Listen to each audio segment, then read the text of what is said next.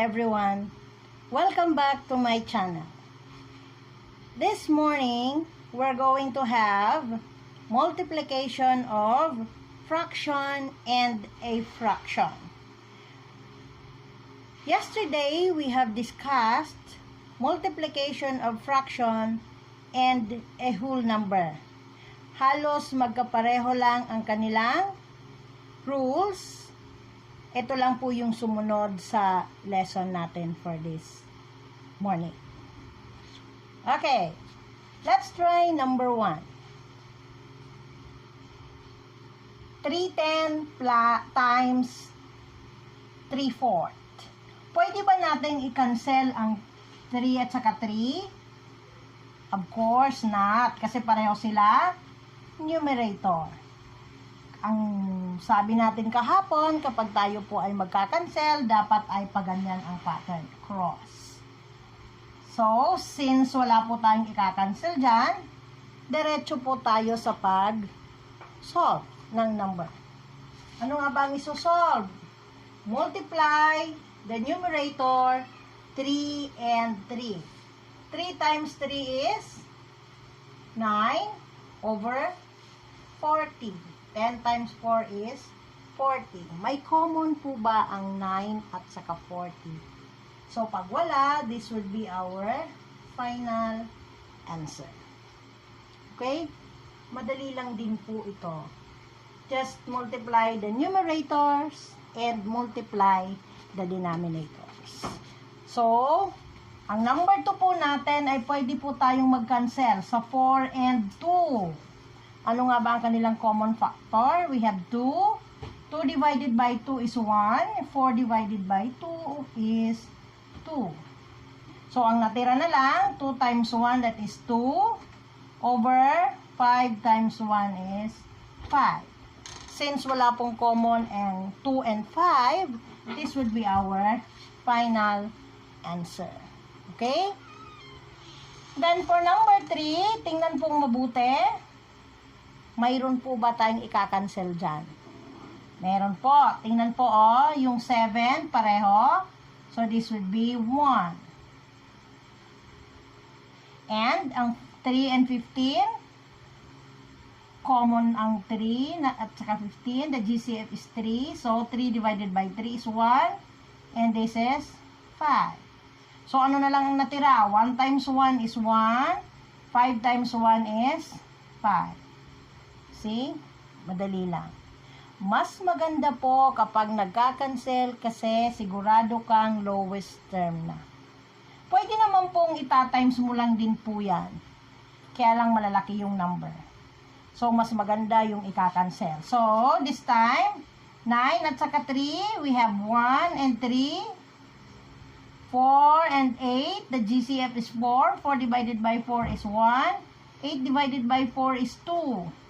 So, ang natira, 1, 6. Okay? O, try naman natin huwag tayong mag-cancel. Sa totoo lang, pwede naman tayong mag-cancel ng 2 at 8, diba? Kasi baka sabihin nyo, puro na lang tayo cancel. Paano naman yung mga ibang hindi marunong mag-cancellation? So, i-times natin. Kasi baka mas madali sa kanila. So, multiply 2 times 2, that is 8. 5 times 8, that is 40. Ngayon, ito hindi pa po ito lowest term. Ilo-lowest term pa po natin. So, ang GCF po niyan ay 8. So, 8 divided by 8, that is 1. 40 divided by 8 is, ang lowest term nitong 8 and 40, ano ba? Ano ang kanilang ang common factor ng 8 and 40? Yan ang sasabi ko, pagka hindi po kabisado, lalo yung kanilang mas malaki kasi hindi pa po siya lowest term. Whereas kung ika-cancel natin, ito ay 1 and this one is 4. So madali na natin. That is 4 over 20.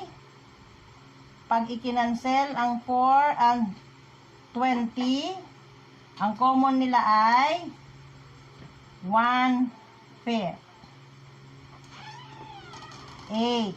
Dito, 8 divided by 8 is 1 and 40 divided by 8 is 5.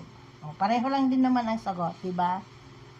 Eh, yun ay kung marunong ka pong mag-cancel. Kung hindi naman, kung alin po ang sa tingin mo, ikaw ay hindi nahihirapan, pwede. Pero ito po ay sadyang pinadali para hindi masyadong mahirap. O, tulad niyan, 4 over 4 times 1 is 4. 6 times 2 is 12. Ang 4 at 12 or 1/3. Kung dito ka, magkakancel ka kaagad. This is 1 and this is 2. 2, 6 or 1/3. Pareho lang din naman. Hindi lang po malaki ang number na ating kinakancel. Minumultiply ay mo. Okay? May tanong pa po ba? Sana po ay naliwanagan kayo dun sa pagpapaliwanag ko. Kung hindi naman, pwede nyong i-playback. Then, pag-aralang mabuti. Basta lagi lang po nating tatandaan, just follow the rules. Multiply the numerators, multiply the denominators, then reduce the answer to lowest term. Or, mas maganda kung gagamit ng cancellation. Okay? Mayroon pong mga susunod dyan na mga activities. Pwede nyo pong itry sa bahay. That's it for today. At huwag pong kalimutang mag-like and subscribe sa aking YouTube channel.